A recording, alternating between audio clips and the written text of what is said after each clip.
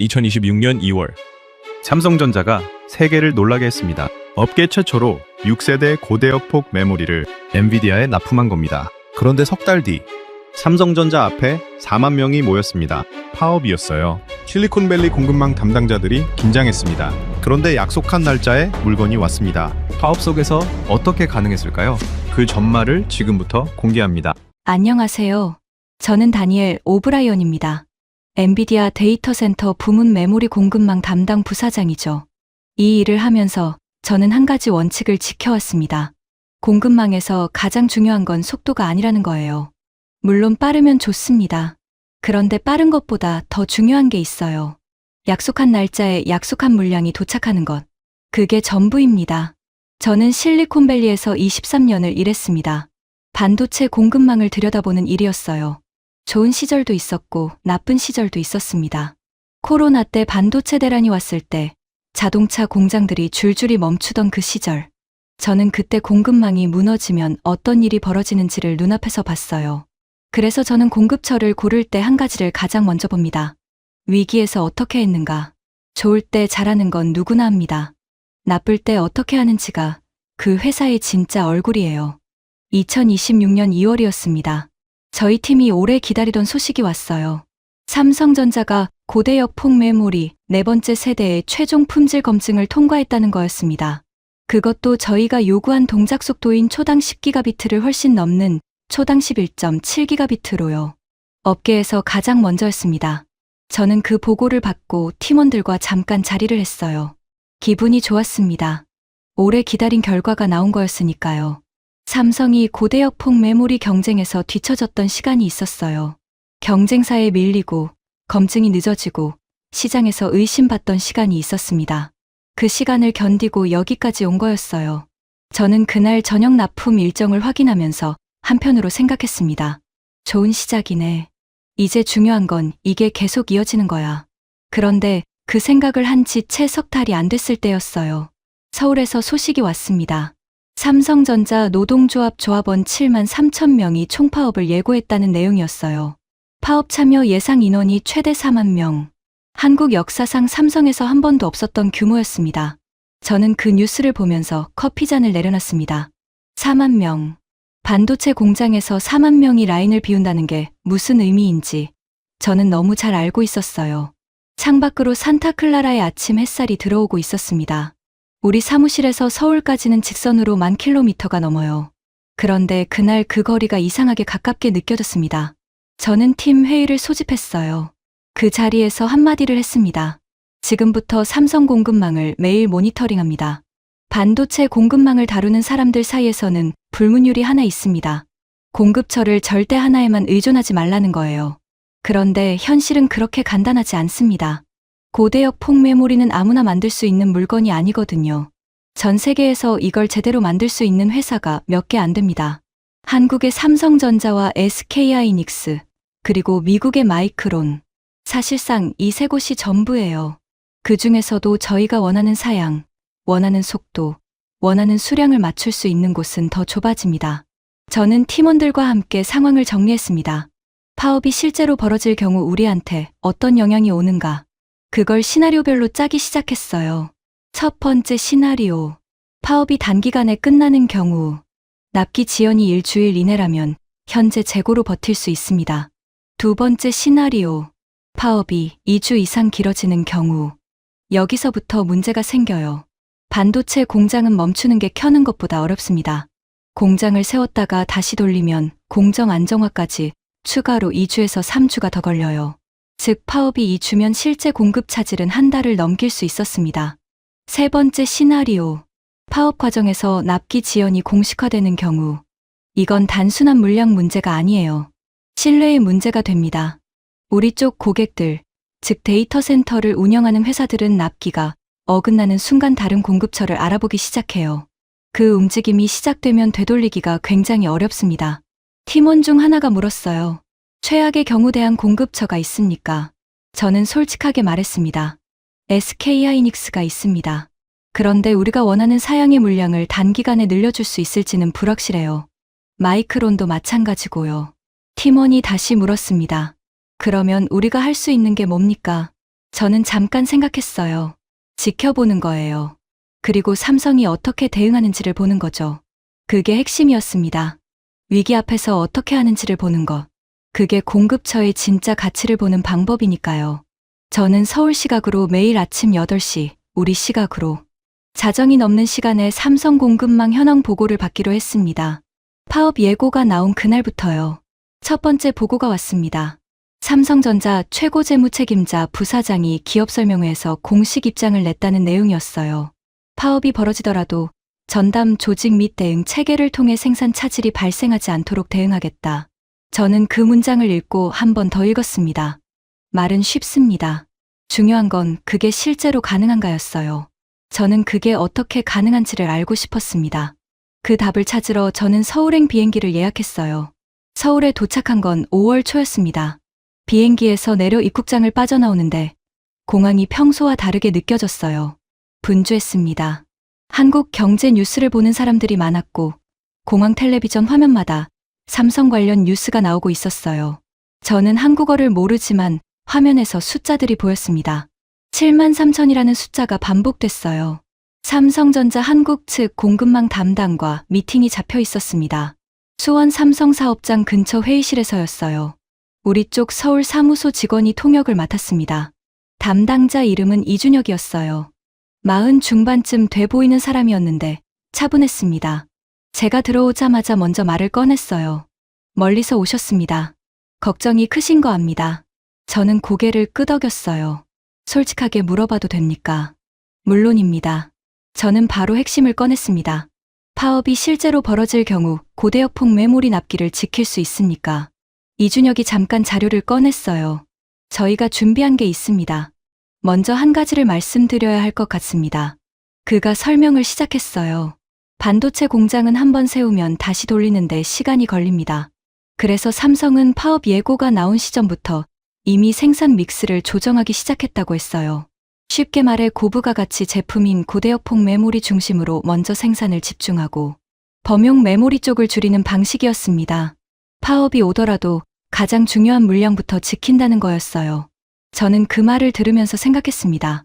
파업이 예고된 순간 이미 대응을 시작했다는 거잖아요. 이준혁이 말을 이었습니다. 그리고 한 가지 더 있습니다. 저희 베트남 생산 시설 이야기입니다. 저는 몸을 앞으로 기울였어요. 베트남 타이구엔 공장. 저도 이름은 들어봤습니다. 삼성이 몇 년 전부터 자동화 라인을 집중적으로 구축해온 곳이었어요. 그런데 그게 이 상황과 어떻게 연결되는지는 몰랐습니다. 이준혁이 설명했어요. 베트남 라인은 완전 자동화 비율이 90%를 넘습니다. 사람 의존도가 평택보다 훨씬 낮아요. 파업이 평택에서 벌어져도 베트남 라인은 영향을 받지 않습니다. 저는 그 말을 듣고 잠깐 말이 없었습니다. 평택이 흔들려도 베트남이 돌아간다. 그게 무슨 뜻인지 저는 숫자로 계산하기 시작했어요. 베트남 라인의 고대역폭 메모리 생산 비중이 얼마나 됩니까? 이준혁이 잠깐 머뭇했습니다. 구체적인 수치는 말씀드리기 어렵습니다. 다만 파업 상황에서 납기를 지킬 수 있는 수준의 보완이 가능하다고 말씀드릴 수 있어요. 저는 그 답이 완전하지 않다는 걸 알았습니다. 그런데 이상하게 그 불완전한 답이 설득력이 있었어요. 다 줄 수 있다고 말하는 사람보다 줄 수 있는 것과 말할 수 없는 것을 구분하는 사람이 더 믿어지는 법이거든요. 저는 회의실을 나오면서 한 가지를 정리했습니다.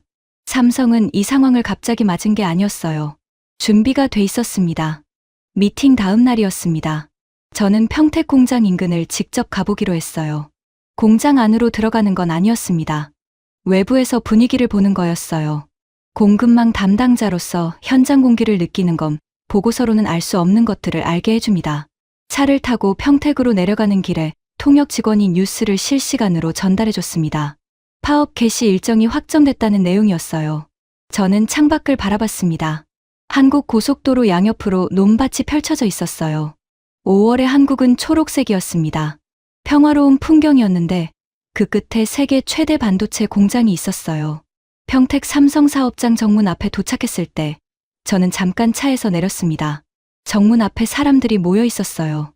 붉은 조끼를 입은 사람들이었습니다. 스피커에서 소리가 흘러나오고 있었는데 한국어라 내용은 몰랐어요.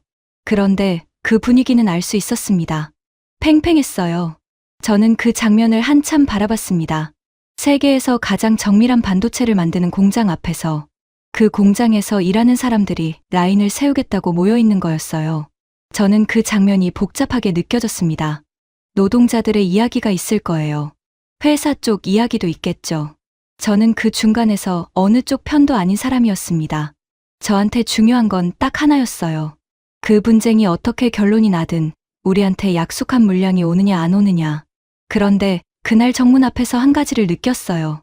이 회사는 이 상황이 처음이 아닌 것 같다는 거였습니다. 정문 바로 옆에 회사 안내 게시판이 있었는데 통역 직원이 읽어줬어요. 파업 기간 중 생산 차질 방지를 위한 비상 운영 체계 안내라는 내용이었습니다. 게시판이 새로 붙은 게 아니었어요. 형식이 정비돼 있었습니다. 자주 쓰던 서식 같았어요. 저는 그 게시판을 보면서 생각했습니다. 이걸 준비해둔 회사가 납기를 못 지킨다고 말할 수 있을까요? 서울로 돌아오는 차 안에서 저는 본사 쪽에 짧은 보고를 보냈습니다. 현장 확인 완료. 삼성 측 대응 체계는 예상보다 구체적입니다. 추가 모니터링 유지하겠습니다. 그런데 그날 밤 숙소에서 예상치 못한 연락이 왔어요. 경쟁사 쪽 공급망 담당자였습니다. 오래 알고 지내는 사람이었어요. 메시지가 짧았습니다. 다니엘, 삼성 물량 일부 우리 쪽으로 돌릴 생각 있어. 지금이 타이밍이야. 저는 그 메시지를 한참 봤습니다. 그 사람이 틀린 말을 한 건 아니었어요. 공급망 다변화 관점에서 지금이 타이밍이라는 건 맞는 말이었습니다. 삼성이 흔들리는 시점에 대안을 확보해두는 건 합리적인 선택이에요. 그런데 저는 바로 답장을 보내지 않았습니다. 뭔가 더 확인하고 싶었어요. 다음 날 아침이었습니다. 저는 이준혁에게 연락했어요. 추가로 이야기를 나누고 싶다고 했습니다. 그가 흔쾌히 응했어요. 이번에는 좀 더 작은 자리였습니다. 회의실이 아니라 근처 카페였어요. 공식 자리보다 편하게 이야기할 수 있는 자리였죠. 커피가 나오고 나서 저는 어젯밤 받은 메시지 이야기를 꺼냈습니다. 직접적으로는 아니었어요. 돌려서 물었습니다. 이준혁 씨, 솔직하게 하나 물어봐도 됩니까? 지금 우리 같은 고객사들이 공급처를 바꾸려는 움직임이 있다는 걸 알고 계십니까? 이준혁이 커피잔을 내려놓으며 말했습니다. 알고 있습니다. 어떻게 생각하십니까? 그가 잠깐 생각하다가 말했어요. 그건 당연한 반응입니다. 고객사 입장에서 공급 리스크를 줄이려는 건 합리적인 거예요. 저희가 뭐라고 할 수 있는 상황이 아닙니다. 저는 그 답이 예상과 달랐습니다. 방어적이거나 설득하려는 태도가 아니었어요. 그냥 인정하는 거였습니다. 저는 다음 질문을 했어요. 그러면 삼성은 지금 이 상황에서 고객사한테 무엇을 보여줄 수 있다고 생각하십니까? 이준혁이 말했습니다. 결과입니다. 파업이 어떻게 되든 약속한 납기를 지키는 것. 그게 저희가 할 수 있는 유일한 대답이에요. 말로 설득하는 건 저희 역할이 아닙니다. 저는 그 말을 듣고 한참 창밖을 봤습니다. 서울의 아침 거리가 분주했어요. 사람들이 빠르게 움직이고 있었습니다. 어딘가 목적지가 있는 사람들의 걸음이었어요. 저는 어젯밤 경쟁사 담당자의 메시지를 다시 떠올렸습니다. 지금이 타이밍이야. 그 말이 틀린 건 아니었어요. 그런데 저는 한 가지를 생각하고 있었습니다. 타이밍이라는 건 양쪽에 다 있어요. 위기 때 공급처를 바꾸는 타이밍이 있고 위기 때 버텨주는 공급처가 어딘지를 확인하는 타이밍도 있습니다. 저는 이준혁에게 물었어요. 고대역 폭메모리 다음 달 납기 지킬 수 있습니까? 이준혁이 저를 봤습니다. 지킵니다. 짧은 대답이었어요. 그런데 그 짧음 안에 뭔가가 있었습니다. 흔들리지 않는 사람의 목소리였어요. 저는 카페를 나오면서 어젯밤 메시지에 답장을 보냈습니다. 지금은 아니야. 좀 더 지켜볼게. 답장이 바로 왔어요. 후회할 거야. 저는 그 메시지를 주머니에 넣고 걸었습니다. 후회할 수도 있겠죠. 그런데 저는 공급망에서 23년을 일하면서 한 가지를 배웠어요. 위기 때 옆에 있는 공급처가 진짜 공급처라는 걸요. 서울 하늘이 맑았습니다. 저는 본사에 두 번째 보고를 보냈어요. 삼성 공급 유지 방향으로 결정합니다. 파업 상황 계속 모니터링하겠습니다. 그리고 그 결정이 맞는지 틀린지를 저는 이제 기다려서 확인해야 했습니다. 파업이 시작됐습니다. 서울 시각으로 아침 6시. 저는 실리콘밸리 숙소에서 알람보다 먼저 눈을 떴어요. 자동으로 손이 휴대전화로 갔습니다. 한국 뉴스 알림이 쌓여 있었어요. 통역 앱을 켜서 헤드라인을 읽었습니다. 삼성전자 총파업 개시. 평택 공장 앞 조합원 집결. 저는 자리에서 일어나 커피를 끓였습니다. 손이 평소보다 조금 빨리 움직였어요. 팀 긴급 회의를 소집했습니다. 한국 시각으로 오후, 우리 시각으로 새벽이었는데 다들 접속했어요. 이런 상황에서 시차를 따지는 사람은 없었습니다. 화면에 팀원 6명이 떴어요. 저는 바로 현황을 공유했습니다. 파업 개시 확인됐습니다. 지금까지 받은 정보 기준으로는 평택 공장 출근율이 평소 대비 낮아진 상태입니다. 베트남 라인은 정상 가동 중이에요. 삼성 측 공식 입장은 생산 차질 최소화를 위해 비상 운영 체계를 가동한다는 겁니다. 팀원 한 명이 물었어요. 우리 다음 달 납기 물량이 위험합니까? 저는 솔직하게 말했습니다. 지금 당장은 아닙니다. 그런데 파업이 2주를 넘기면 이야기가 달라져요. 또 다른 팀원이 말했습니다. SK하이닉스 쪽에 타진해봐야 하는 것 아닙니까? 저는 그 말을 예상하고 있었습니다. 병행으로 확인은 합니다. 그런데 지금 당장 물량을 돌리는 건 아직 이릅니다. 삼성이 어떻게 대응하는지를 먼저 봐야 해요. 회의가 끝나고 저는 이준혁에게 연락했어요. 파업 첫날이었는데 그가 바로 받았습니다. 현황 어떻습니까? 이준혁의 목소리가 차분했어요. 당황한 기색이 없었습니다. 비상 운영 체계 가동 중입니다. 핵심 공정 인력은 확보됐어요. 고대역 폭 메모리 라인 우선 운영 중입니다. 핵심 공정 인력 확보. 저는 그 말이 무슨 뜻인지 알았습니다. 파업에 참여하지 않고 출근한 인력들이 있다는 거였어요. 그 사람들로 가장 중요한 라인을 먼저 돌린다는 거였습니다. 저는 그날 하루 종일 숫자를 보면서 보냈습니다. 삼성 주가, 납기 일정표, 베트남 라인 생산 현황 업데이트. 숫자들이 계속 들어왔어요. 저녁이 됐을 때 가장 중요한 숫자가 왔습니다. 파업 첫날 평택 공장 가동률. 정상 대비 낮아진 건 맞았어요. 그런데 완전히 멈추지는 않았습니다. 그리고 고대역 폭 메모리 라인은 다른 라인보다 가동률이 높았어요. 저는 그 숫자를 보면서 생각했어요.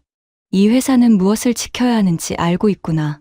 그날 밤 경쟁사 담당자에게서 다시 메시지가 왔습니다. 파업 시작됐어. 이제라도 늦지 않았어. 저는 답장을 보냈습니다. 알고 있어. 조금 더 지켜볼게. 파업 사흘째 되는 날이었습니다. 이준혁이 먼저 연락을 해왔어요. 공식 보고가 아니었습니다. 짧은 메시지였어요. 오늘 저녁 시간 되십니까? 직접 보여드리고 싶은 게 있습니다. 저는 한국에 있었어요. 상황을 계속 직접 확인하기 위해 귀국을 미루고 있었거든요. 저녁 자리는 수원 근처 작은 식당이었습니다. 공식 자리가 아닌 그냥 밥 먹는 자리였어요. 이준혁이 노트북을 들고 왔습니다. 자리에 앉자마자 화면을 열었어요. 다니엘 씨, 이걸 보여드리고 싶었습니다. 화면에 숫자들이 펼쳐졌어요. 생산 현황 자료였습니다. 파업 3일차 기준입니다. 전체 공장 가동률은 정상 대비 낮아졌어요. 그런데 이 부분을 보세요. 그가 화면의 한 줄을 가리켰습니다. 고대역 폭 메모리 라인 가동률. 숫자가 전체 평균보다 훨씬 높았어요. 저는 그 숫자를 한참 봤습니다. 어떻게 이게 가능합니까? 이준혁이 설명했어요. 두 가지입니다. 첫째, 파업에 참여하지 않고 출근한 인력들을 고대역 폭 메모리 라인에 집중 배치했어요. 둘째, 베트남 라인에서 보완하고 있습니다. 저는 고개를 끄덕였습니다. 그러다가 한 가지가 마음에 걸렸어요. 출근한 인력들이 있다는 건 파업에 참여하지 않는 직원들이 있다는 거잖아요. 그 사람들은 어떤 상황입니까? 이준혁이 잠깐 표정을 가다듬었습니다.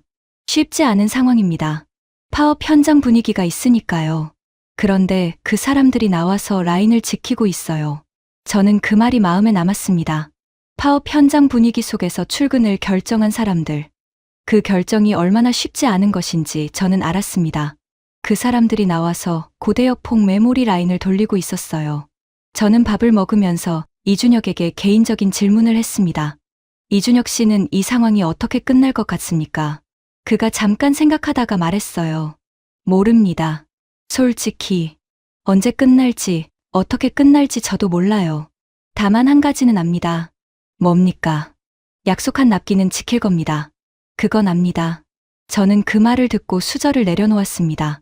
모르는 것과 아는 것을 구분하는 사람, 그리고 아는 것에 대해서는 흔들리지 않는 사람. 저는 그날 밤 숙소로 돌아오면서 생각했어요.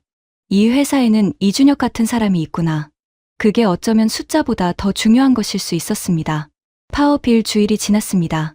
저는 여전히 한국에 있었어요. 본사에서 귀국 일정을 물어봤는데 조금 더 있겠다고 했습니다. 직접 보고 있어야 할 것 같았거든요. 그 일주일 동안 이상한 일이 벌어지고 있었어요. 처음 파업이 시작됐을 때는 납기 걱정에 긴장이 최고조였습니다. 그런데 일주일이 지나면서 숫자들이 달라지기 시작했어요. 삼성이 예측한 대로 움직이고 있었습니다. 고대역 폭 메모리 라인은 파업 속에서도 일정 수준의 가동률을 유지하고 있었어요. 베트남 라인이 보완해주고 있었고 출근한 인력들이 핵심 공정을 지키고 있었습니다. 납기 일정에 빨간불이 켜지지 않았어요. 저는 매일 아침 이준혁의 보고를 받았는데 그 보고에서 한 가지 패턴이 보이기 시작했습니다. 삼성은 매일 우선순위를 다시 정하고 있었어요. 어떤 제품을 어떤 라인에서 얼마나 돌릴 것인가, 어느 고객사의 어느 물량을 먼저 처리할 것인가, 그 결정을 매일 아침 새로 하고 있었습니다. 상황이 바뀌면 우선순위도 바꾸는 거였어요. 저는 그 방식이 인상적이었습니다. 위기 상황에서 경직되는 회사가 있어요. 매뉴얼대로만 움직이고 새로운 상황에 적응하지 못하는 거죠. 그런데 삼성은 매일 다시 생각하고 있었어요. 파업 8회째 되는 날이었습니다. 이준혁이 저를 찾아왔어요. 보고가 아니라 다른 이야기를 하고 싶다고 했습니다. 자리에 앉자마자 그가 말했어요. 다니엘 씨, 한 가지 보여드리고 싶습니다. 오늘 오후 베트남 생산 현황을 실시간으로 보실 수 있습니다. 타이구엔 공장 관제실 화면을 원격으로 연결해 드릴 수 있어요. 저는 놀랐습니다. 그게 가능합니까? 고객사 신뢰가 중요한 상황이라고 판단했습니다. 가동 현황을 직접 보시는 게 어떤 보고서보다 낫다고 생각했어요. 오후에 노트북 화면이 연결됐습니다. 베트남 타이구엔 공장 관제실이었어요. 커다란 모니터 벽 앞에 운영 담당자들이 앉아 있었고 화면마다 라인 현황이 떠 있었습니다. 저는 그 화면을 한참 봤어요. 로봇팔들이 움직이고 있었습니다. 쉬지 않고요. 사람이 없어도 라인이 돌아갔어요. 정확하게, 반복적으로. 저는 그 화면을 보면서 처음으로 긴장이 조금 풀리는 걸 느꼈습니다. 평택이 흔들려도 저 라인은 멈추지 않는구나. 이준혁이 옆에서 말했어요. 저게 3년 전부터 준비한 겁니다. 처음부터 이런 상황을 대비한 건 아니었어요. 그냥 더 효율적으로 만들려고 했던 거였는데 결과적으로 지금 상황에서 버팀목이 됐습니다. 저는 그 말을 들으면서 한 가지를 생각했어요. 좋은 준비는 이유를 하나만 두지 않는다. 효율을 위해 만든 게 위기에서 보험이 되는 거야. 그날 저녁 저는 본사에 보고를 보냈습니다. 파업 일주일 차 현황. 납기 위협 수준 예상보다 낮음. 베트남 라인 정상 가동 확인. 당분간 공급 유지 방향 변동 없음. 파업 열흘이 지났을 때였습니다. 뭔가 달라지기 시작했어요. 한국 뉴스에서 노조 관련 소식이 조금씩 바뀌고 있었습니다. 통역 직원이 요약해서 전달해줬는데 파업 참여 인원이 초반보다 줄었다는 내용이 있었어요. 조합원 일부가 복귀하고 있다는 보도도 나왔습니다. 저는 그 소식을 들으면서 이준혁에게 연락했어요. 파업 참여 인원이 줄고 있다는 보도가 나왔는데 실제로 어떻습니까? 이준혁이 잠깐 뒤에 답했습니다. 사실입니다. 조금씩 복귀하는 분들이 있어요. 저는 그 말을 듣고 숫자를 다시 계산했습니다. 파업 참여 인원이 줄면 공장 가동률이 올라가요. 가동률이 올라가면 납기 안정성이 높아지고요. 그 연쇄가 지금 시작되고 있었어요. 그런데 이준혁이 한마디를 더 했습니다. 다니엘 씨, 한 가지 더 말씀드릴게요. 오늘 법원에서 결정이 나왔습니다. 파업 과정에서 안전시설 인력은 평소 수준으로 유지해야 한다는 가처분이요. 저는 그게 무슨 의미인지 바로 알았습니다. 반도체 공장에는 가스와 화학약품이 있어요. 안전 인력이 빠지면 단순히 생산이 멈추는 게 아니라 사고 위험이 생깁니다. 법원이 그 인력만큼은 유지하라고 결정한 거였어요. 그 결정이 나오면 파업의 협상 카드 중 하나가 사라지는 거였습니다. 저는 그날 오후 팀 회의를 했어요. 상황 업데이트입니다. 파업 참여 인원 감소, 법원 가처분 결정, 베트남 라인 안정 가동. 세 가지가 동시에 진행되고 있습니다. 납기 리스크가 열흘 전보다 낮아졌어요. 팀원들 표정이 조금 풀렸습니다.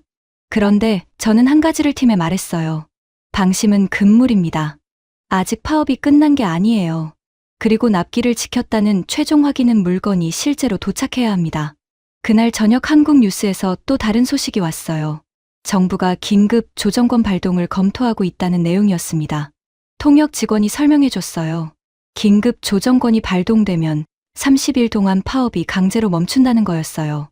정부가 직접 개입하겠다는 신호였습니다. 저는 그 소식을 듣고 창밖을 바라봤습니다. 서울의 저녁 하늘이 붉었어요. 노을이 지고 있었습니다. 처음 파업 소식을 들었을 때의 긴장과 지금의 긴장이 달랐어요. 처음엔 무너질까봐 긴장했습니다. 지금은 어떻게 끝나는지를 보는 긴장이었어요. 저는 이준혁에게 짧은 메시지를 보냈습니다.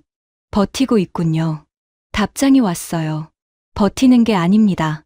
운영하는 겁니다. 저는 그 답장을 보면서 피식 웃었습니다. 그 한 문장이 이 회사를 설명하는 것 같았어요. 파업 2주가 지났습니다. 저는 그제야 귀국했어요. 한국에 더 있어야 할 이유가 줄어들었거든요. 상황이 고비를 넘기고 있었습니다. 실리콘밸리 사무실로 돌아오니 팀원들이 기다리고 있었어요. 어떻게 보십니까? 저는 자리에 앉아서 말했습니다. 고비는 넘겼습니다. 그런데 아직 끝나지 않았어요. 그리고 사흘 뒤였습니다. 예상치 못한 방향에서 문제가 왔어요. 경쟁사 쪽에서 움직임이 있었습니다. 파업 기간을 틈타 삼성 고객사들을 공격적으로 접촉하고 있다는 정보가 들어온 거예요. 단순히 대안을 제시하는 게 아니었습니다. 삼성의 공급 안정성에 의문을 제기하는 자료를 돌리고 있었어요. 저는 그 정보를 받고 팀원들을 소집했습니다. 자료를 살펴봤어요. 경쟁사가 배포한 내용이었는데 파업 기간 삼성의 가동률 하락 수치를 부각하고 있었습니다. 틀린 말은 아니었어요. 가동률이 낮아진 건 사실이었으니까요. 그런데 전체 그림이 빠져 있었습니다. 고대역 폭 메모리 라인은 따로 관리됐다는 것, 베트남 라인이 보완했다는 것, 실제 납기 지연이 발생하지 않았다는 것, 그게 다 빠져 있었어요. 팀원 하나가 물었습니다. 우리 고객사들한테도 이 자료가 갔을 겁니다. 어떻게 대응하겠습니까? 저는 잠깐 생각했어요. 사실로 대응합니다. 우리가 확인한 숫자로요. 저는 이준혁에게 연락했습니다. 경쟁사가 파업 기간 가동률 자료를 선별해서 배포하고 있습니다. 실제 고대역 폭 메모리 라인 가동률과 납기 준수 현황 자료를 공식으로 받을 수 있겠습니까? 이준혁의 답이 2시간 만에 왔어요. 준비하겠습니다. 다음 날 자료가 왔습니다. 파업 기간 고대역 폭 메모리 라인별 가동률, 납기 준수 현황, 베트남 라인 생산 기여분. 숫자들이 명확했어요. 저는 그 자료를 들고 우리 주요 고객사들에게 직접 연락했습니다. 파업 기간에 우리가 확인한 것들을 투명하게 공유했어요. 경쟁사 자료와 대조해서요. 반응이 있었습니다. 고객사 중 하나가 말했어요. 파업 기간에도 납기가 유지됐다는 게 사실입니까? 사실입니다. 저희가 현장에서 직접 확인했어요. 그걸 어떻게 확인했습니까? 한국에 직접 가서 봤습니다. 베트남 라인도 원격으로 확인했어요. 잠깐 침묵이 있었습니다. 그 정도로 확인을 했군요. 그게 답이었어요. 저는 그날 저녁 팀원들에게 말했습니다. 경쟁사가 흔들려고 했는데 오히려 우리가 더 단단해졌습니다. 우리가 직접 확인하고 있었으니까요. 팀원 하나가 웃으면서 말했어요. 다니엘, 당신이 한국에 그렇게 오래 있던 이유가 이거였군요.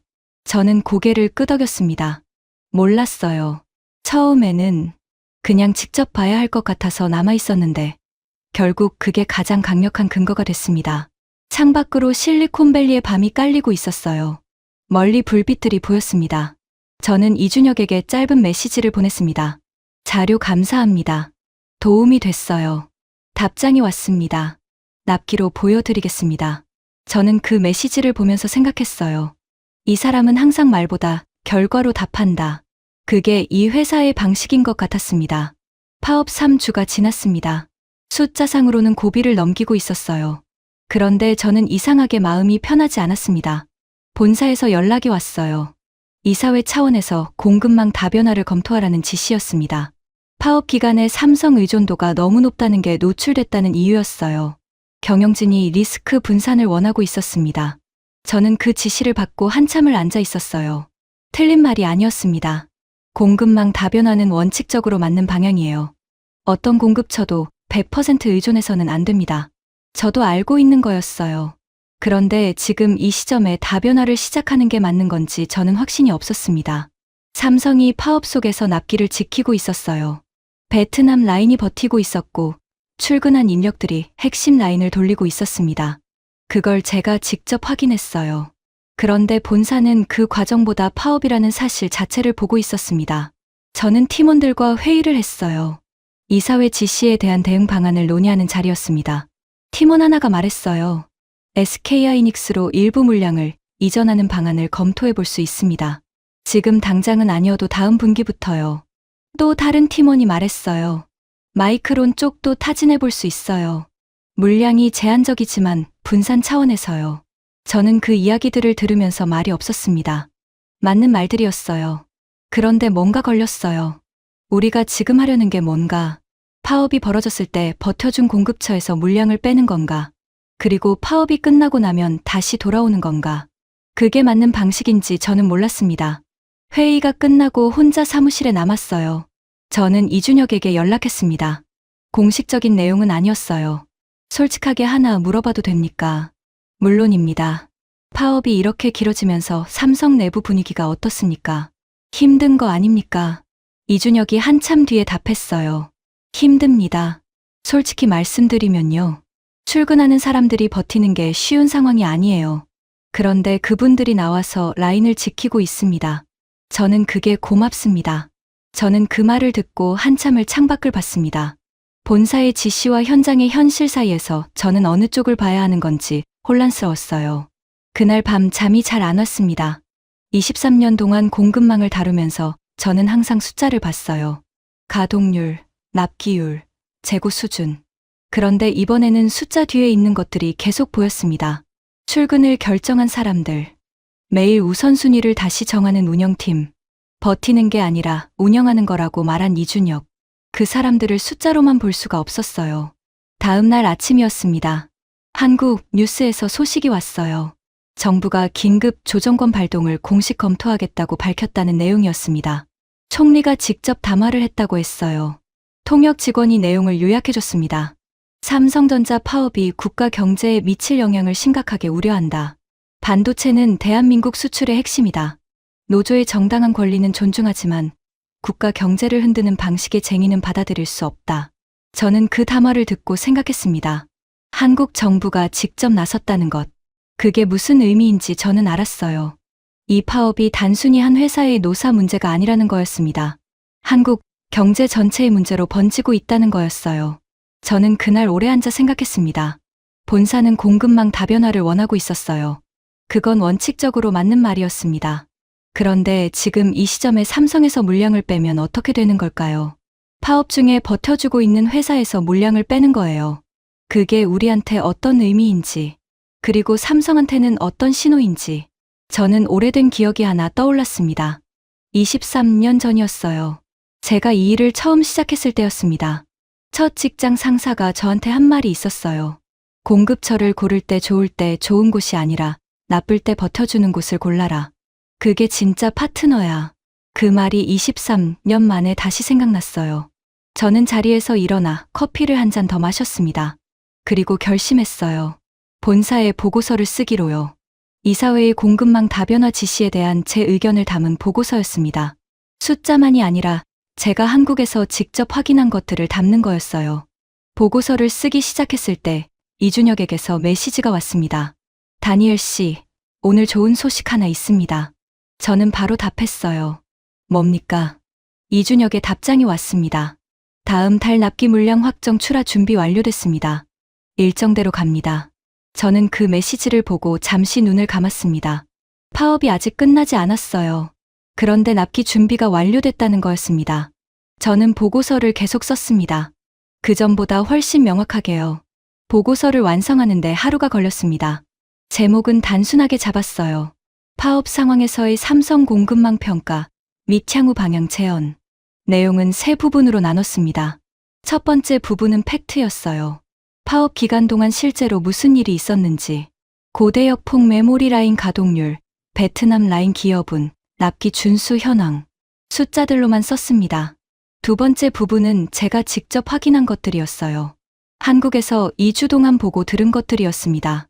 이준혁과의 대화, 베트남 라인 원격 확인, 출근한 인력들이 핵심 라인을 지키는 방식. 이건 숫자로 쓸 수 없는 내용이었어요. 그래서 있는 그대로 서술했습니다. 세 번째 부분이 가장 어려웠어요. 공급망 다변화에 대한 제 의견이었습니다. 저는 이렇게 썼어요. 공급망 다변화는 원칙적으로 맞습니다. 그러나 시점이 중요합니다.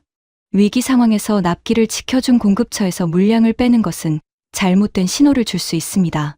단기적으로는 리스크 분산처럼 보이지만 장기적으로는 신뢰할 수 있는 공급처를 잃는 결과가 될 수 있어요. 다변화는 시장이 안정된 시점에 계획적으로 진행하는 것이 맞습니다. 지금은 파업이 끝날 때까지 기존 공급 체계를 유지하고 그 이후에 중장기 다변화 계획을 별도로 수립하는 것을 제안합니다. 보고서를 이사회에 올렸습니다.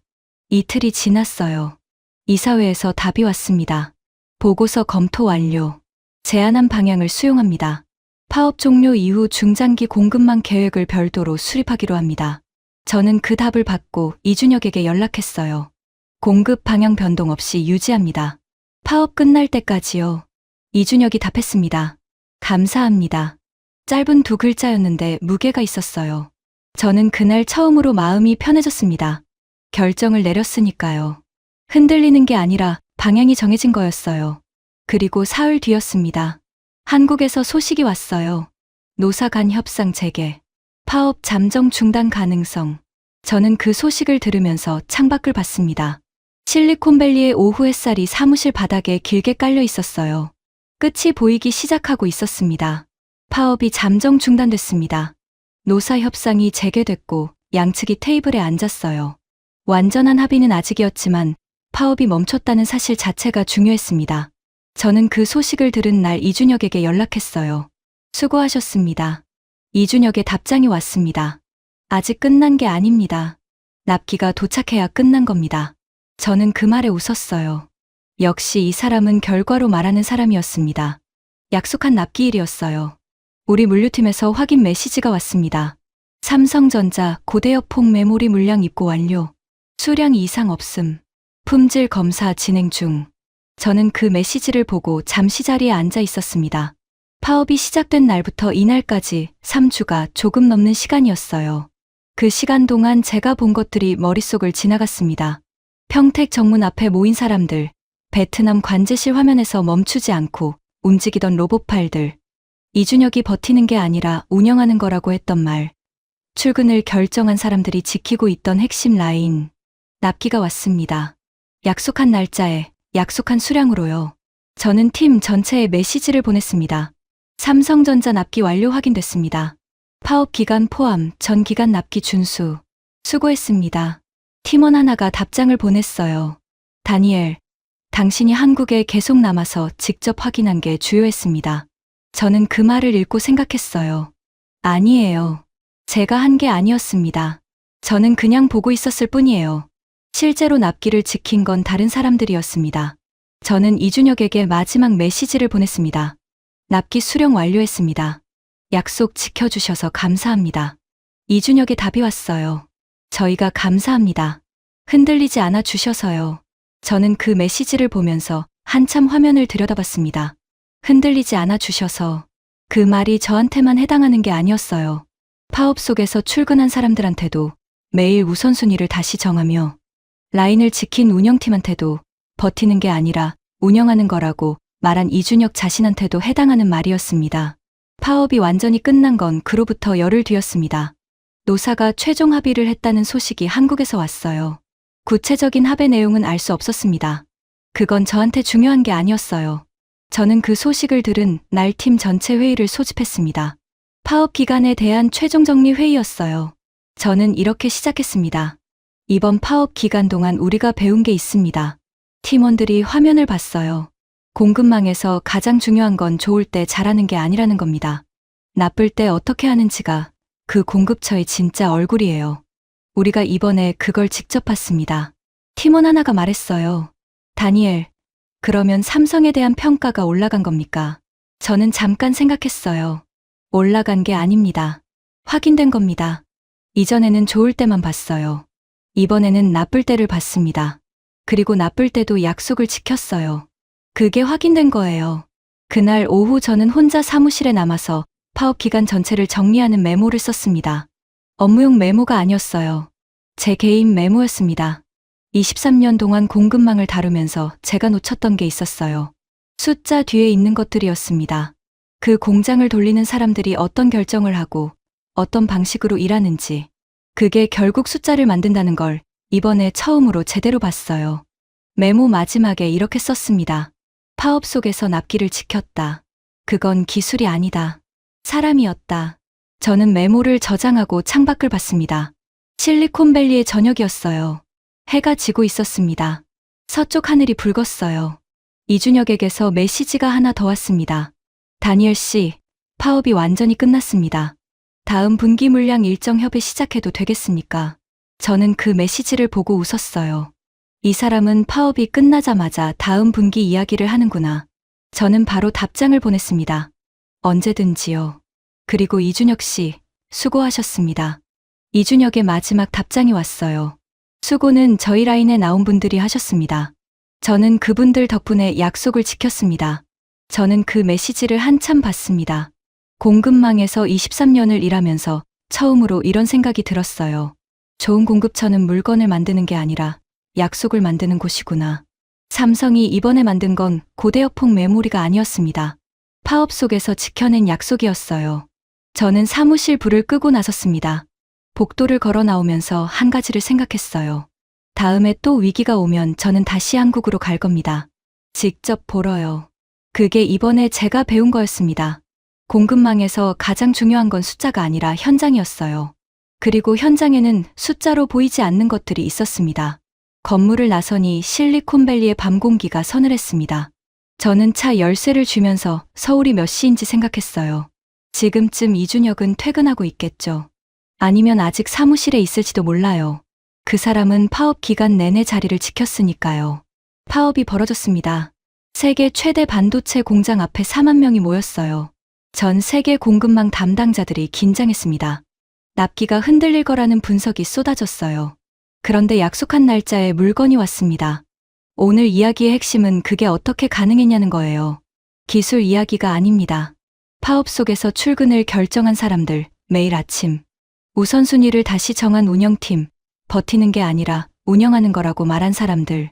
그 사람들이 납기를 만들었습니다. 다니엘은 가상의 인물입니다. 그런데 그가 한국에서 본 것들은 가상이 아니에요. 삼성전자는 2026년 2월 업계 최초로 고대역폭 메모리 네 번째 세대를 엔비디아에 납품했습니다. 그리고 석 달 뒤 파업이 왔어요.